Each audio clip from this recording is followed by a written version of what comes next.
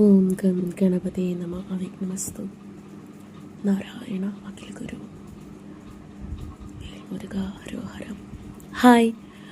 അപ്പോൾ ഇന്ന് 6 ദിവസത്തെ വ്രതകഥ പറയാമെന്ന് ഞാൻ പറഞ്ഞിരുന്നല്ലേ. ഒന്നാമത്തെ ദിവസത്തിൻ്റെ വ്രതകഥ ഇന്ന് ഒക്ടോബർ 22. ഇന്നാണ് നമ്മളുടെ 6 ദിവസം നീണ്ടു നിൽക്കുന്ന മഹാസ്കന്ദഷഷ്ടി വ്രതത്തിൻ്റെ ആരംഭം. അപ്പോൾ 6 ദിവസത്തിനും അതിൻ്റേതായ പ്രത്യേകതകളും അതിനോട് അനുബന്ധിക്കുന്ന വ്രതകഥകളും ഉണ്ട്. അപ്പം 6ാമത്തെ ദിവസം എന്തുകൊണ്ടാണ് 6 ദിവസം എന്ന് പറഞ്ഞാൽ സ്കന്ദപുരാണത്തിൽ പറയുന്നത് 6 ദിവസം നീണ്ടു നിന്ന യുദ്ധത്തിനൊടുവിലാണ് ശൂരപത്മനെ മുരുക ഭഗവാൻ വധിക്കുന്നത്. സുബ്രഹ്മണ്യ ഭഗവാൻ കാർത്തികേയൻ ശൂരപത്മനെ വധിക്കുന്നത്. അപ്പം ഈ 6 ദിവസം എന്ന് പറയുന്നത് നമ്മൾ ഓരോ ദിവസവും ഓരോ കഥകൾ ഓർത്താണ് പ്രാർത്ഥിക്കുന്നത്. അപ്പോൾ ഒന്നാമത്തെ ദിവസം ഭഗവാന്റെ ജനനത്തെക്കുറിച്ചും ജന്മ ഉദ്ദേശത്തെക്കുറിച്ചും വിവരിക്കുന്നു. അപ്പോൾ ഇന്ന് ഓൾറെഡി ഞാൻ കുറച്ച് ലേറ്റായിപ്പോയി, ക്ഷമിക്കണം. ഞാൻ കുറച്ചുകൂടെ നേരത്തെ ഇടണമെന്ന് വിചാരിച്ചാൽ. അപ്പോൾ നമുക്ക് തുടങ്ങാം. ഒന്നാമത്തെ ദിവസം എങ്ങനെയാണ് മുരുക ഭഗവാൻ ജനിക്കാനുണ്ടായ സാഹചര്യം എന്നാണ് വിവരിക്കുന്നത്. ആക്ച്വലി ശിവപുരാണത്തിലും സ്കന്ദപുരാണത്തിലും കുറച്ച് ഡിഫറെൻ്റ് ആയിട്ടാണ് പറയുന്നത്. ഇപ്പം ഞാൻ നേരത്തെ വീഡിയോയിൽ പറഞ്ഞല്ലോ, താരകാസുരൻ്റെ നിഗ്രഹത്തിന് വേണ്ടിയിട്ടാണ് ശിവപാർവതി പരിണയം പോലും നടന്നതെന്ന്. അപ്പോൾ അത് ശിവപുരാണത്തിലാണ് അതിനെപ്പറ്റി പറയുന്നത്. അപ്പോൾ ശിവപുരാണത്തിൽ പറയുന്നത് പ്രകാരം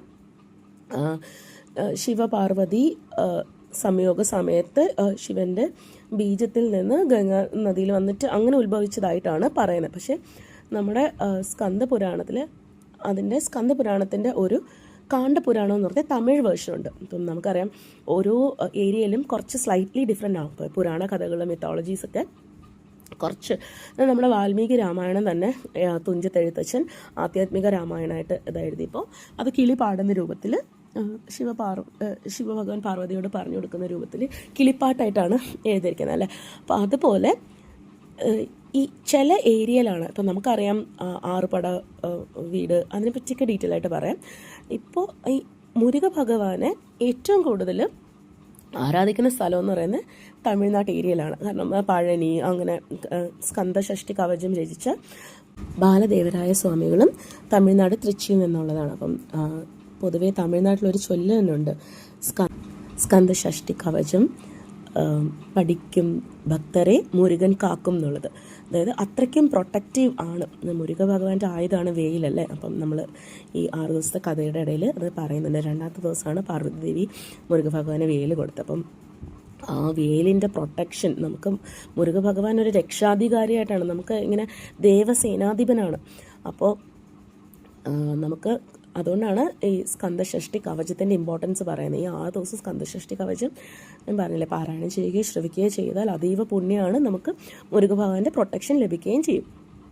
അപ്പം ഇന്ന് 1ാമത്തെ ദിവസം മുരുക ഭഗവാൻ ജനിക്കാനുണ്ടായ സാഹചര്യവും എങ്ങനെ ജന്മമെടുത്തുവെന്നും ആ ഡിവൈൻ മിഷനെ കുറിച്ചിട്ടാണ് 1ാമത്തെ ദിവസം പറയുന്നത്. അപ്പം നേരത്തെ പറഞ്ഞിരുന്ന പോലെ ശിവപുരാണത്തിൽ കുറച്ച് ഡിഫറെൻ്റ് ആണ്. ഇത് കാണ്ഡപുരാണം എന്ന് പറഞ്ഞാൽ സ്കന്ദപുരാണത്തിൻ്റെ തമിഴ് വേർഷനിലാണ് പറയുന്നത്. 1ാമത്തെ ദിവസം പണ്ടാരപ്പാടേ എന്ന് പറഞ്ഞിട്ട് ജനനത്തെ കുറിച്ചിട്ട് വിശദീകരിക്കുന്നതാണ്. അതായത് അസുര സഹോദരങ്ങൾ ശൂരപത്മൻ, സിംഹമുഖൻ, താരകാസുരൻ, ഇവർ ശിവഭഗവാനെ തപസ് ചെയ്തിട്ട് ഒരുപാട് ശക്തികൾ, തപസ്സിൻ്റെ തീവ്രത കൊണ്ട് ഒരുപാട് ശക്തികൾ നേടിയിട്ട് ദേവന്മാരെയൊക്കെ ഉപദ്രവിക്കാൻ തുടങ്ങി. അപ്പോൾ ദേവന്മാർ അവരുടെ ഉപദ്രവം വയ്യാതെ സഹി കെട്ടിട്ട് ശിവഭഗവാന്റെ അടുത്ത് ചെന്ന് അപേക്ഷിച്ചപ്പോൾ ശിവഭഗവാന്റെ തൃക്കണ്ണ് തുറന്ന് അതിൽ നിന്ന് ദിവ്യ തേജസ്സിൽ നിന്ന് 6 തീപ്പൊരികൾ ഉണ്ടായെന്നും അത് ശക്തിയായിട്ട് ലയനം ചെയ്യാൻ വേണ്ടി അങ്ങനെ ആ 6 തീപ്പൊരികൾ ആദ്യം വഹിച്ചത് വായുവാണെന്നും അവസാനം വായുവിന് ആ ചൂട് വയ്യാതെ പിന്നെ അത് അഗ്നിക്ക് കൈമാറിയെന്നും, അങ്ങനെ അഗ്നി അത് ഗംഗയിൽ ആദ്യം കൊണ്ടുപോയപ്പോൾ ഗംഗാ നദിക്ക് ആ ചൂട് വയ്യാതെ, അതായത് ഗംഗയിലെ ആ തീപ്പൊരികളുടെ തീവ്രമായ ചൂട് കാരണം ഗംഗാ നദിയിലെ വെള്ളമൊക്കെ ബാഷ്പീകരിക്കാൻ തുടങ്ങി. അപ്പോൾ ഗംഗ അവരെ ശരവണ തടാകത്തിലേക്ക് കൂട്ടിക്കൊണ്ടുപോയി അവിടെ തീപ്പൊരികൾ 6 ആൺകുട്ടികളായി വികസിച്ചു എന്നും പിന്നീട് 6 ആൺകുട്ടികളെയും ദേവകന്യകകളായ കൃതികമാർ വളർത്തിയെന്നും, അതാ കാർത്തിക നക്ഷത്രമായിട്ട് കൃതികമാർ വളർത്തിയെന്നും, അതുകൊണ്ടാണ് കാർത്തികേയൻ എന്ന് പറയുന്നത്. പിന്നീട് അവരെ പാർവതി ഇങ്ങനെ 6 പേരെയും വാരി പുണർന്ന് അങ്ങനെ ഒന്നായി. അപ്പം 6 മുഖമുള്ള ഒരു ആൺകുട്ടിയായിട്ട്, അതാണ് അറുമുഖൻ എന്ന് പറയുന്ന 6 തലകളുള്ള കാർത്തികേയൻ അങ്ങനെ ഉത്ഭവിച്ചു. അങ്ങനെ ദേവന്മാരുടെ സഹായ അഭ്യർത്ഥനകൾക്ക് ഉത്തരം നൽകാനും അസുരന്മാരിൽ നിന്ന് അവരെ മോചിപ്പിക്കാനുമായിട്ട് ഈ ഒരു പുണ്യജന്മം ഉത്ഭവിച്ചു. അതാണ് കാർത്തികേയൻ്റെ ജനനമാണ് ഒന്നാമത്തെ ദിവസമായിട്ട് പറയുന്നത്. അപ്പോൾ 6 മുഖവും 12 കൈകളുമുള്ള കാർത്തികേയൻ, അറുമുഖൻ, സുബ്രഹ്മണ്യൻ, മുരുക ഭഗവാനെ ദേവസേനാധിപതിയായിട്ട് നിയോഗിച്ചു. ആ ഒരു മിഷൻ സ്റ്റാർട്ട് ചെയ്തു ഫസ്റ്റ് ഡേ. ഇതാണ് ഒന്നാമത്തെ ദിവസത്തിലെ കഥ. ഇതിലെ ആന്തരിക അർത്ഥം എന്താണെന്ന് പറഞ്ഞാൽ, നമ്മുടെ ഉള്ളിലൊക്കെ നമുക്കെപ്പോഴും നമുക്ക് ഒരു അവയർനെസ് ഉണ്ടാകുന്ന ഒരു ദിവസം കാണാം അല്ലേ. നമ്മളിങ്ങനെ ഇതായ പോരാ, നമ്മൾ കുറച്ചുകൂടെ ആത്മീയ ചൈതന്യം ഉണർത്തണം. അപ്പം ഈ വ്രതമൊക്കെ എടുക്കാൻ തുടങ്ങുന്നതും എല്ലാവർക്കും ഒന്നും എടുക്കാൻ പറ്റില്ല എന്നാണ് പറയുന്നത്.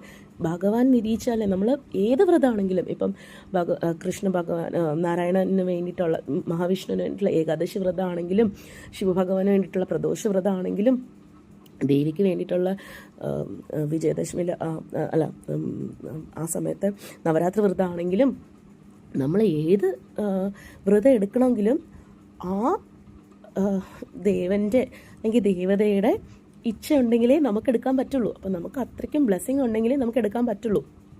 അപ്പോൾ നമ്മൾ ആ വ്രതം എടുക്കുക എന്ന് പറഞ്ഞാൽ അതൊരു നിസ്സാര കാര്യമല്ല. നമ്മളുടെ ആത്മീയ ചൈതന്യത്തിലോട്ട് നമ്മളെ തന്നെ നമ്മൾ ഉണർത്തുവാണ്. ആ ഒരു എവേക്കനിങ്, അതാണ് നമ്മളിൽ ആത്മീയ ചൈതന്യം ജനിക്കുന്നതിൻ്റെ.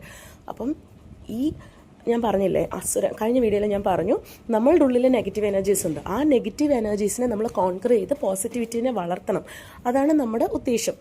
അപ്പോൾ ആ നെഗറ്റീവ് എനർജീസിനെയാണ് നമ്മൾ എക്സ്റ്റേണലി അസുരന്മാരായിട്ട് നമ്മൾ ആ ഒരു മിത്തോളജി വഴി നമ്മളത് പറയുന്നത്. അപ്പോൾ അതിന് വേണ്ടിയിട്ട് നമ്മുടെ ഉള്ളിൽ പോസിറ്റിവിറ്റി ഉണർത്തുന്ന ഫസ്റ്റ് സ്റ്റെപ്പാണ് ആ ബേർത്ത് ഓഫ് ആ ആത്മീയ ഉണർവ് ഉണ്ടാവാനായിട്ടുള്ള നമ്മുടെ ഉള്ളിൽ ആ അവയർനെസ്സിൻ്റെ ജനനം. അതാണ്. അപ്പം ഒന്നാമത്തെ ദിവസം ഇതാണ് നമ്മൾ ധ്യാനിക്കേണ്ടത്. അപ്പം ഓം ശരവണ ഭവ എന്നുള്ള മന്ത്രം, കാരണം ശരവണ പൊയ്കയിലാണ് ജന്മം എടുത്തത് അല്ലേ. അപ്പം ഓം ശരവണ ഭവ എന്ന്, ഇപ്പം രാത്രി കുറച്ച് നേരമായി, ഒന്നാമത്തെ ദിവസം ഞാൻ ഇച്ചിരി വൈകിപ്പോയി, സാരമല്ല. ഇത് ഓരോന്നും അതിൻ്റെതായ സമയത്ത്, ഞാൻ പറഞ്ഞ അതിൻ്റെതായ ദൈവം നിരീക്കുന്ന ദൈവത്തിൻ്റെ ഒരു സമയമുണ്ടല്ലേ, ആ സമയത്തെ അത് നമുക്ക് എന്തും ചെയ്യാൻ പറ്റുള്ളൂ. നമ്മുടെ സമയത്തിനെക്കാട്ടും ദൈവത്തിൻ്റെ സമയമാണ്. അപ്പം ഓം ശരവണ ഭവ എത്രമാത്രം ജപിക്കുന്നോ അത്രമാത്രം ഒന്നാമത്തെ ദിവസം ജപിക്കുന്നത് വളരെ നല്ലതാണ്. ഇനി രണ്ടാമത്തെ ദിവസത്തെ വ്രതം കൂടെ ഞാനിവിടെ പറയാം.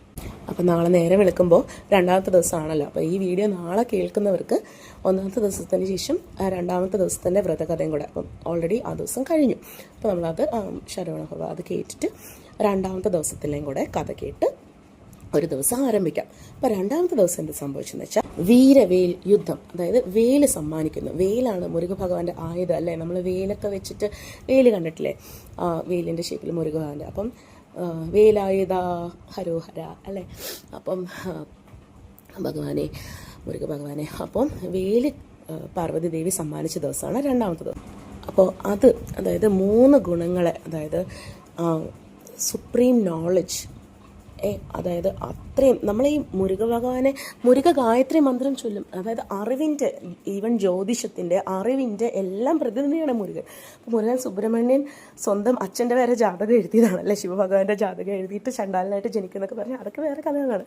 അപ്പോൾ അങ്ങനെ അറിവ്, ആ വേലെന്ന് പറഞ്ഞാൽ പ്രതിനിധീകരിക്കുന്ന ഒരുപാട് ശക്തികളുണ്ട്. ഒന്ന് പരമമായ അറിവ്, സുപ്രീം നോളജ്, പിന്നെ പ്യൂരിറ്റി, അത്രയും. കാരണം നമുക്കൊരു നെഗറ്റീവ് ഫോഴ്സിനെ നമ്മൾ കീഴടക്കണമെങ്കിൽ നമ്മുടെ ഉള്ളിൽ അത്രയും പോസിറ്റിവിറ്റി, അത്രയും പ്യൂരിറ്റിയും വേണം. അപ്പോൾ അത്രയും ആ ഒരു ശുദ്ധത, ആ ഒരു പവിത്രത, പ്യൂരിറ്റി, പിന്നെ ഡിവൈൻ പവർ, ആ ആധ്യാത്മിക ശക്തി മൊത്തം ഉൾക്കൊള്ളുന്ന ആ ഡിവൈൻ, ആ ശക്തി മൊത്തം അല്ലേ, ശിവശക്തിയിലെ ശക്തി. ആ മാതാവ് തൻ്റെ കുട്ടിക്ക് എല്ലാ അനുഗ്രഹങ്ങളും ആ വേലിലൂടെ കൊടുക്കുകയാണ്. അറിവ്, ഇതല്ല. അപ്പം നമ്മളുടെ ഉള്ളിൽ ഇതിൻ്റെ സാരാംശം എന്താണ്? നമ്മുടെ ഉള്ളിലെ അജ്ഞതയെ, എല്ലാ നെഗറ്റിവിറ്റിയും ഒന്നല്ലെങ്കിൽ വേറെ തരത്തിലൊരു ഒരു അജ്ഞതയാണല്ലേ, ഡാർക്ക്നെസ്. അതാണ് നമ്മളിങ്ങനെ തമോ ഗുണം മാറി സത്വഗുണം വളർത്തിയെടുക്കുമ്പോൾ നമ്മളുടെ അജ്ഞതയാവുന്ന തമോ ഗുണം, ആ ഡാർക്ക്നെസ്, ഇഗ്നറൻസിനെ മാറ്റി നമ്മളുടെ അറിവ് വർദ്ധിപ്പിക്കുന്നു. അപ്പോൾ എത്രമാത്രം നമ്മളുടെ അറിവ് വർദ്ധിപ്പിക്കുന്നോ അത്രമാത്രമാണ് നമുക്ക് ആ ഡിവൈൻ അതല്ലേ നമ്മൾ ശരിക്കും പറഞ്ഞാൽ അതാണ് പറയുന്നത്, മന്ത്രങ്ങൾ ചൊല്ലുമ്പോൾ അർത്ഥം അറിഞ്ഞ് ചൊല്ലണമെന്നും അർത്ഥം അറിഞ്ഞ് ചൊല്ലി അതിൻ്റെ ഇപ്പോൾ വ്രതം എടുക്കുമ്പോൾ തന്നെ വ്രത കഥ അറിഞ്ഞ് അതിൻ്റെ സിഗ്നിഫിക്കൻസ് അറിഞ്ഞ് അപ്പോൾ നമ്മൾ അജ്ഞതയെ അകറ്റാൻ അറിവ് വർദ്ധിപ്പിക്കുന്നു. നമ്മൾ എന്ത് പ്രശ്നം ഉണ്ടായാലും ആത്മീയ ശക്തി ആ ഒരു വേയിൽ നമ്മളിപ്പം ഒരു ഡയറ്റിയോട് പ്രാർത്ഥിക്കുമ്പോൾ നമ്മളുടെ ഇഷ്ടദൈവത അല്ലെങ്കിൽ നമ്മൾ ആർക്ക് വേണ്ടിയിട്ടാണോ വ്രതം എടുക്കുന്നത് പ്രാർത്ഥിക്കുമ്പോൾ ആ ഒരു ശക്തി സ്രോതസ്സ് ഞാൻ നേരത്തെ വീഡിയോയിൽ പറഞ്ഞ കണക്ക് ആ ഒരു ശക്തി സ്രോതസ്സ് ആയിട്ടുള്ള കണക്ഷൻ നമ്മളിങ്ങനെ ഇവോക്ക് ചെയ്ത് നമ്മളുടെ ഉള്ളിൽ ആ ശക്തി സ്രോതസ്സ് ഉണരുകയാണ്. നമ്മളൊരു ചെറിയ എംബോഡിമെൻ്റ് ആവുകയാണ് ആ ശക്തി സ്രോതസ്സിൻ്റെ. അപ്പം രണ്ടാമത്തെ ദിവസം ആ വേലിൻ്റെ ശക്തി നമ്മൾ വേൽമുരുകനെ നമ്മൾ വേലിനെ ധ്യാനിച്ച് ആ മുരുക ഭഗവാൻ അമ്മയിൽ നിന്നും ആ വേല് സ്വീകരിച്ച് യുദ്ധം ചെയ്യാനായിട്ട് തയ്യാറെടുത്ത് ആയുധമേന്ത് നിൽക്കുന്ന മുരുക ഭഗവാനെ നമ്മൾ സങ്കല്പിച്ച് പ്രാർത്ഥിക്കണം. അപ്പോൾ എന്താ സംഭവിക്കുന്നത്, നമ്മളുടെ ഉള്ളിൽ കുറേ ഭയ ആശങ്കകൾ ഇമോഷണൽ ആ ഒരു എന്താ നമുക്കറിയാം ഒരുപാട് എന്താണോ നമ്മളുടെ ഉള്ളിലെ നെഗറ്റിവിറ്റി ആ നെഗറ്റിവിറ്റിക്കെതിരെ നമ്മൾ ശക്തി ആർജിക്കുന്ന ദിവസമാണ്. ആ ഒരു ഇമോഷണൽ ക്ലെൻസിങ് ആണ് നമ്മളുടെ ആ ഒരു ഇത്. അപ്പം ഈ ശക്തി ആർജിച്ചുകൊണ്ട് നമ്മളെ തന്നെ അപ്പോൾ നമ്മൾ ട്രാൻസ്ഫോർമേഷൻ സംഭവിക്കുന്ന ഒരു ദിവസമാണ്. അപ്പോൾ അജ്ഞത നശിപ്പിക്കുന്ന വളരെ ശക്തിയുള്ള ഒരു ആയുധമായിട്ട് നമുക്കത് കിട്ടി അല്ലേ. അപ്പം ഓം സ്കന്ധായ നമഃ എന്ന് നമുക്ക് എത്ര വട്ടം വേണമെങ്കിലും ചൊല്ലാം. പിന്നെ ഓരോ ദിവസത്തിലും ഓരോ സ്ഥലത്തും സ്പെസിഫിക് ആയിട്ടുള്ള ഓരോ മന്ത്രങ്ങളാണ് ചൊല്ലുന്നത്. പക്ഷേ എങ്ങനെയാണെങ്കിലും നിങ്ങളിപ്പോൾ അഥവാ അങ്ങനെ ഈ എന്താ പറയുക ഈ 6 മുഖത്തിനെയും ഓരോ സിഗ്നിഫിക്കൻസ് ഉണ്ട് അതിന് ഇൻവോക്ക് ചെയ്യാൻ. അതൊക്കെ ഞാൻ ഡീറ്റെയിൽ ആയിട്ട് വരും ദിവസങ്ങളിൽ പറയാം. 6 മുഖത്തും 6 മുഖങ്ങളും റെപ്രസെൻറ്റ് ചെയ്യുന്ന ഓരോ കാര്യങ്ങളുണ്ട്. അപ്പോൾ 6 ദിവസവും 6 മുഖങ്ങളെയും ഓരോന്ന് റെപ്രസെൻറ്റ് ചെയ്യുന്നു. അപ്പം നമുക്ക് ഏത് ഇതാണോ കൂടുതൽ വേണ്ടത്, കാരണം ഞാൻ പറഞ്ഞില്ലേ പലരും പല ആവശ്യങ്ങൾക്ക് വേണ്ടിയിട്ടാണ് ഇതെടുക്കുന്നത്. ചിലർ ഭഗവാനോട് അങ്ങ് ലയിച്ച് ചേർന്ന് അങ്ങ് ഭഗവാനെ അല്ലേ, അതാണ് ഒരു പ്യുവർ ബ്ലിസ്ഫുൾ എക്സ്പീരിയൻസ് ആ ഒരു ഇത്. പിന്നെ ചിലർ അവരുടെ ഉദ്ദിഷ്ട കാര്യസിദ്ധിക്കാണ്. കാരണം ഷഷ്ടിവ്രതം കുട്ടികളുണ്ടാവാൻ വേണ്ടി അമ്മമാർ എന്ന് വെച്ചാൽ കുട്ടികളുണ്ടാവാത്തവർ കുട്ടികളുണ്ടാവാൻ വേണ്ടി എടുക്കും. മക്കളുടെ ഉന്നമനത്തിനായിട്ട് അമ്മമാരെടുക്കും. പിന്നെ ഒക്ടോബർ 27 കഴിഞ്ഞ് 28-ാം തീയതി തിരുക്കല്യാണമാണ്. അപ്പോൾ വിവാഹം നടക്കാത്തവർക്കുണ്ടെ അത് ദോഷങ്ങൾ മാറാൻ അങ്ങനെ എടുക്കും. പിന്നെ അറിവ് വർദ്ധിക്കുക, അങ്ങനെ ഒരുപാട്. അപ്പം 6 മുഖങ്ങളും ഓരോ കാര്യങ്ങളാണ് റെപ്രസെൻറ്റ് ചെയ്യുന്നത്. അപ്പോൾ അതിനനുസരിച്ചിട്ട് നമുക്ക് മന്ത്രം. പക്ഷേ അഥവാ നിങ്ങൾക്ക് ഇപ്പം എന്ത് മന്ത്രം ചൊല്ലില്ല, അതായത് നമ്മളുടെ ഭക്തിയാണ് ഇമ്പോർട്ടൻറ്റ്.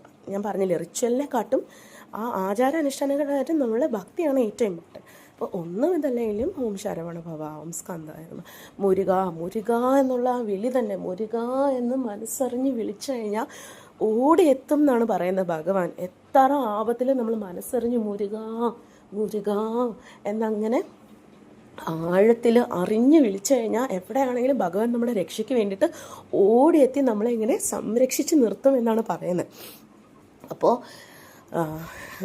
എല്ലാവരും രണ്ടാമത്തെ ദിവസമാണ് ഇത് കേൾക്കുന്നതെങ്കിൽ സ്കന്ദഷഷ്ടി കവചം രാവിലെയാണ് കേൾക്കുന്നതെങ്കിൽ രാവിലെ 2 തവണ കേൾക്കാം, ഉച്ചയ്ക്ക് 2 തവണ കേൾക്കാം, രാത്രി 2 തവണയായിട്ട് 6 തവണ കേൾക്കുന്നതാണ്. ഈ 6 തവണ കേൾക്കാൻ പറ്റില്ലെങ്കിൽ 1 തവണ കേട്ടാലും മതി അല്ലേ. അപ്പോൾ 6 തവണ കേൾക്കാൻ പറ്റുന്നില്ല എന്ന് വെച്ചിട്ട് 1 തവണ പോലും കേൾക്കാതിരിക്കേണ്ട. അപ്പോൾ സ്കന്ദഷഷ്ടി കവചം കേൾക്കാം, മന്ത്രങ്ങൾ ചൊല്ലാം. ഇനി ഇതൊന്നും ഇല്ലെങ്കിൽ മനസ്സിൽ ഞാൻ പറഞ്ഞെടുക്ക് മുരുക എന്നിങ്ങനെ വിളിച്ചാലും മതി. അപ്പോൾ എല്ലാവർക്കും ശുഭദിനം ആശംസിക്കുന്നു.